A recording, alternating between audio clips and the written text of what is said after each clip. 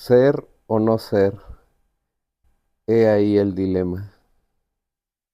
Bienvenidos a un nuevo capítulo de Constructor Literario. Esta imagen del cráneo en la mano y la frase ser o no ser, he ahí el dilema, es muy famosa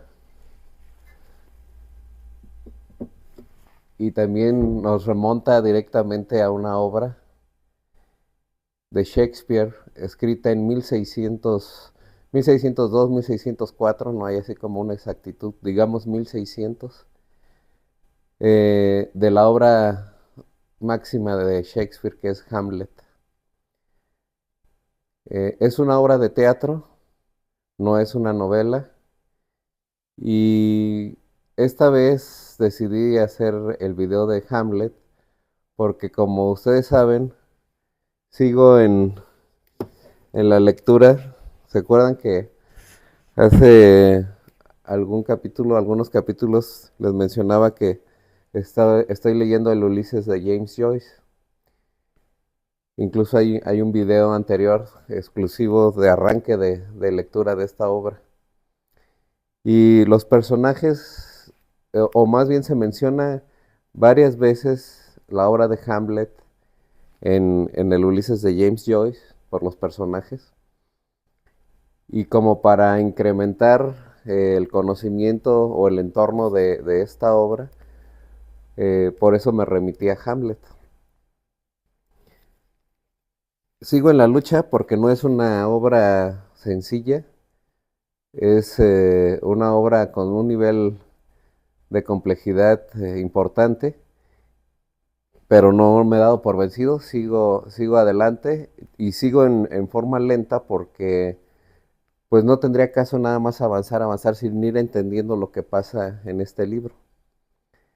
Entonces, en ese entender lo que pasa, pues hay referencias a Hamlet, y como en otro video también les comentaba de los caminos literarios. El camino de esta obra, el camino de Ulises, me llevó a, a la obra de Shakespeare, de Hamlet. Aquí la tenemos. Eh, Hamlet es una tragedia y es una obra de teatro también, por lo que está escrita en diálogos, digamos. Aunque a primera instancia nos pueda parecer este libro también bastante grueso. Bueno, aquí vienen varias obras de William Shakespeare. Yo me enfoqué en Hamlet por lo que ya les comenté del libro de Ulises, pero lo que descubrí es de que una novela tradicional la leemos en forma continua, y cuando llegamos a la parte de los diálogos, la lectura se vuelve más dinámica, más rápida, porque en los diálogos se avanza bastante en las páginas. Y como esto es una obra de teatro, pues viene referenciado a qué personaje es el que está hablando, qué escena es, y entonces podemos encontrar que son bastantes diálogos o puros diálogos. Aquí el consejo que les puedo dar es de que no se enfoquen mucho en quién es el que está hablando, porque por ejemplo pues nos dice escena tal, acto tal, y empieza a hablar el entorno. ¿Quién empieza a hablar? Si Claudio, Gertrudis, o entre quién está el diálogo. Entonces, cuando yo me enfrenté a esta lectura, que esta sí no es de la misma complejidad que Ulises, esta es mucho más sencilla, y vi que son solo diálogos, eh, elegí abordarla sin estar leyendo qué personaje es el que está hablando. Más bien como si fuera el diálogo entre dos o tres personas, y avanzar en el diálogo sin ver las referencias. Y me pareció una forma muy rápida de ir avanzando. Entonces, la verdad es que Hamlet se nos va en una forma muy fluida de leerlo, y muy sencilla también, porque pues no es nada complejo la lectura. Los diálogos no tienen eh, mayor complejidad, o sea, son pláticas entre los personajes. Y hay una que otra escena que sí tiene bastante, o varias escenas, no toda la obra, pero sí varias escenas, o por ejemplo el soliloquio de Hamlet. Yo les comentaba que esta escena, cuando Hamlet es representado levantando el cráneo, eh, la verdad es que nos han confundido porque son dos escenas en la obra de Hamlet. La primera escena donde él dice ser o no ser, he ahí el dilema, es un soliloquio en el cual está reflexionando Hamlet. Y la escena donde tiene el cráneo en la mano es una escena muy adelante donde aparece otra situación que ahorita voy a explicar. Eh, Les decía que las han mezclado y nos han hecho creer que el diálogo se expresa con el cráneo en la mano, lo cual no es cierto. La obra inicia Hamlet, bueno, recuerden que este es un canal para motivarlos a que ustedes les nazca el interés por ir a las obras que estamos exponiendo. En este caso, y en todos los videos que hemos hecho, la finalidad no es hacer un resumen como para ir a presentar un examen y no leer la obra, al contrario. En estos videos lo que se trata es animarlos con unos cuantos detalles de la obra a que ustedes vayan y tengan ese gozo al estar leyendo la obra, en este caso Hamlet. Bien, la obra empieza con... Bueno, también me decidí a hacer este video de Hamlet porque en México, en junio, celebramos el mes del padre y estamos precisamente en junio, casi acabando. Pero no quise dejar pasar el mes sin hacer un video con referencia al Día del Padre. Y bueno, Hamlet empieza con el asesinato de su padre, el rey. Eh, Su hermano es quien lo mata, su hermano Claudio. Y entonces él regresa en forma de espíritu a hablar con Hamlet y a decirle que ha sido asesinado. Digo, esto no es arruinarles la lectura porque es la forma en que inicia la obra de teatro y es como voy a, digamos, captar su atención para que vayan y lo lean. Pero la reflexión personal es de, si tuviéramos como padres, digamos, ya abordando el Día del Padre, si tuviéramos algunos segundos después de la muerte y pudiéramos regresar con alguno, con nuestros hijos o con uno de nuestros hijos, si nada más tienen uno, con una hija, ¿qué les diríamos en esos segundos? Es un buen ejercicio para abordarlo como padre. Eh, si tuviéramos esa oportunidad, unos cuantos segundos, ¿qué mensaje les daríamos? Háganlo, hagan ese ejercicio, creo que es un ejercicio sano y interesante e interesante. Bien, entonces el rey tiene esa oportunidad de regresar a darle un mensaje a Hamlet y usa esos pocos segundos para decirle que fue asesinado. ¿Y quién lo mató? Lo mató su hermano, Claudio.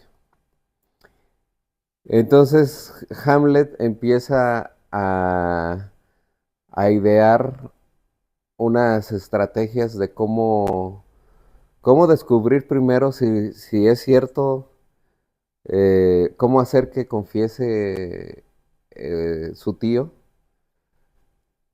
y, y entonces ahora sí vengar a su padre, ¿no?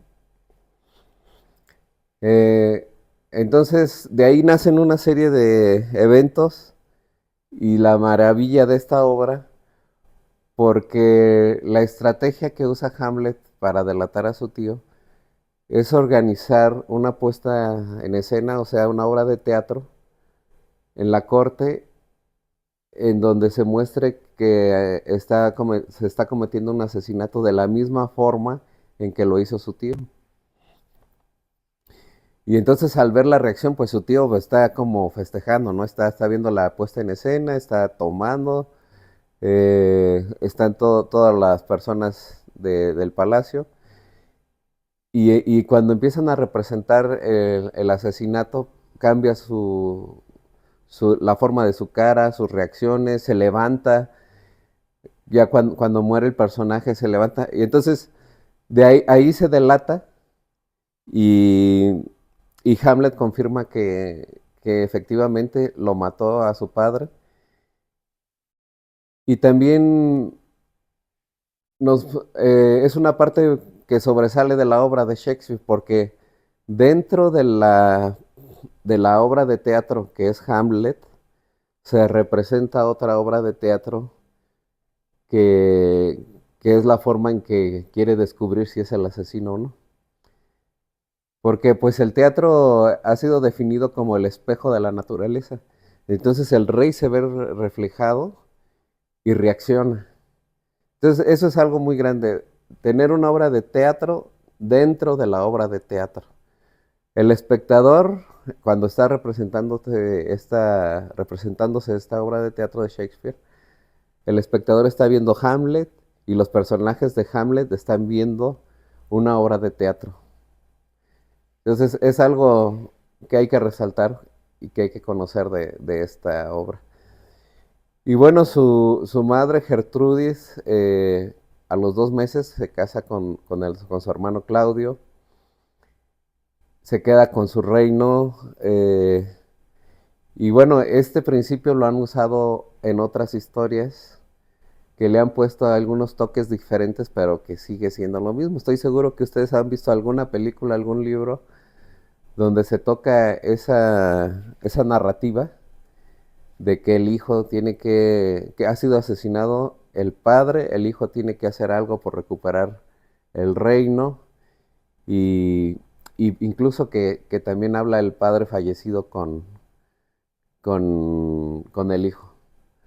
A qué película les recuerda? Estoy seguro que... Pónganlo en los comentarios, por favor. Bien, esa es la escena donde Hamlet tiene el soliloquio de ser o no ser. Pero ¿por qué es las palabras ser o no ser? Eso es bien interesante.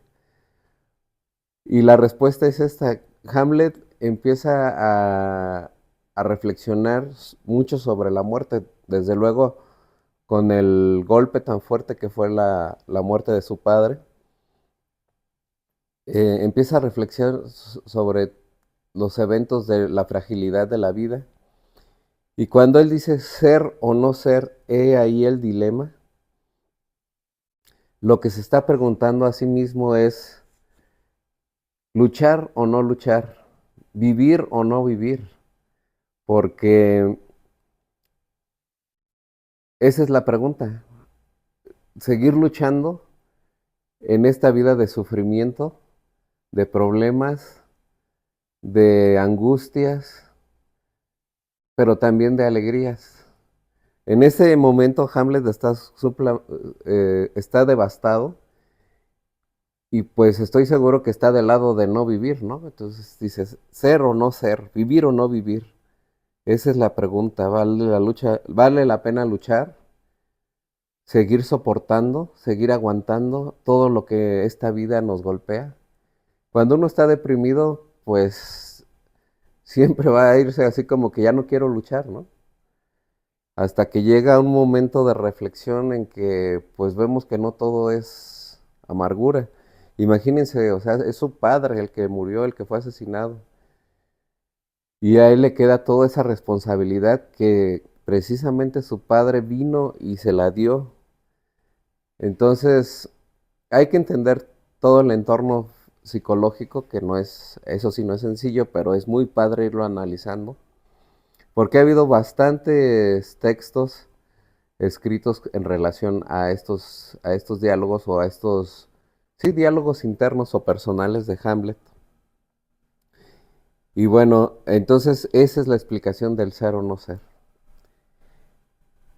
Incluso se puede hablar de la palabra suicidio, ¿no? Porque él se está cuestionando aguantar o no aguantar, seguir luchando o darme por vencido. Y ese darse por vencido muy probablemente sea el suicidio. Pero como vemos en la obra, él continúa luchando para, pues para cumplir la misión de que el asesino no quede impune. Y la siguiente escena donde sí tiene el cráneo, bueno, no es la siguiente, son varias escenas adelante. La escena del ser o no ser es la escena, es el acto 3, escena 4. Y más adelante, cuando tiene el cráneo, es el acto 5, escena 2. Entonces, ahí está en un cementerio, después de muchos eventos que han pasado en la obra, llega a un cementerio y ve que está ve que está ¿cómo se le llama? El sepulturero, y saca un cráneo porque está preparando una tumba. Y entonces el sepulturero, pues no ubica a Hamlet como el príncipe, pero le dice que de quién era el cráneo.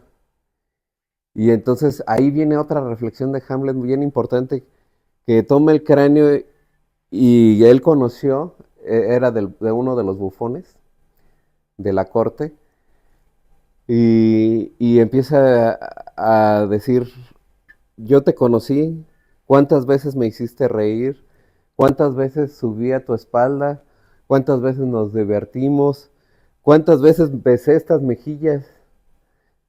O sea, era un sirviente que le tenía cariño. Y vete ahora, todos llegaremos a esto, ¿no?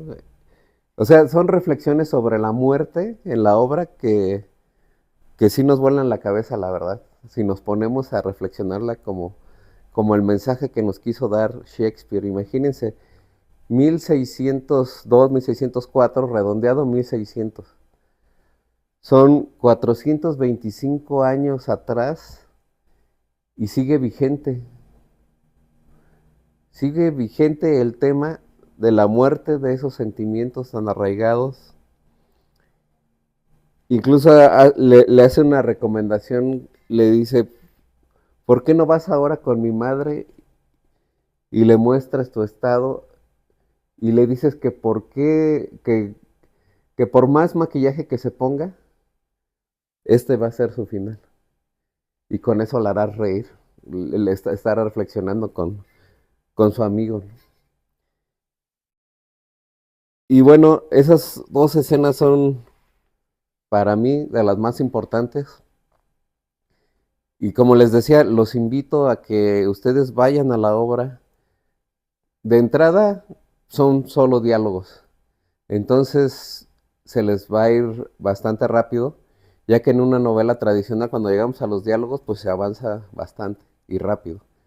En este caso son solo diálogos y pues lo van a acabar, aparte del interés que despierta en nosotros, van a acabar la obra bastante contentos, satisfechos. Les aseguro que va a ser algo que se va a quedar en su mente, algo para comentar, algo para disfrutar. Y, y bueno, no les podría contar mucho más detalles de la obra, pero no es la intención. La intención es que ustedes vayan al libro, lo consigan donde puedan, si es que no lo tienen, y aborden la obra. Eh, Aquí esta vez hice algunos apuntes. El bufón, por ejemplo, ahorita no tenía fresco el nombre, se llama Yorick, del acto 5, escena 2. Eh, y bueno, su novia de Hamlet, eso me había faltado comentar, se llama Ofelia. Y también es importantísimo, y ya se me estaba pasando, mencionar que en una lectura siempre nos tenemos que referenciar a la época en que fue escrita. Por ejemplo, la actitud de Ofelia, su novia, es de lo que se pedía de una mujer en esa época, en 1600, en el siglo XVI. Bueno, fue a inicios del siglo XVII, pero digamos del siglo XVI. Estamos hablando del año 1600. Entonces fue inicio del siglo XVII, pero está más cercano al siglo XVI. Entonces, ¿qué se pedía de una mujer en esa época? Pues se pedía que fuera sumisa, se pedía que no interviniera en las conversaciones a un nivel de debate, y eso lógicamente se plasma en los diálogos porque ella obedece a su padre. Eh, Su padre de Ofelia le hace algunos consejos, le da algunas órdenes más bien, no consejos, unas órdenes eh, de cómo ella debe actuar con Hamlet, de que ya lo deje, y ella le hace caso, a pesar de que era su amor, pero atendiendo a esto de la época. Entonces siempre tenemos que, ahorita, ahorita sería impensable, ¿no? Que pedirle a una mujer esas actitudes. Ha evolucionado bastante el tema. Pero siempre una forma de abordar la lectura en que estamos teniendo en el momento es saber en qué época se escribió para entender el entorno. Entonces, en este caso también es muy importante saber que se escribió en esta época y que la actitud que se pedía a las mujeres pues era con ciertos parámetros que ya mencioné. Y entonces entender a Ofelia, por qué actuó de esa forma. Y,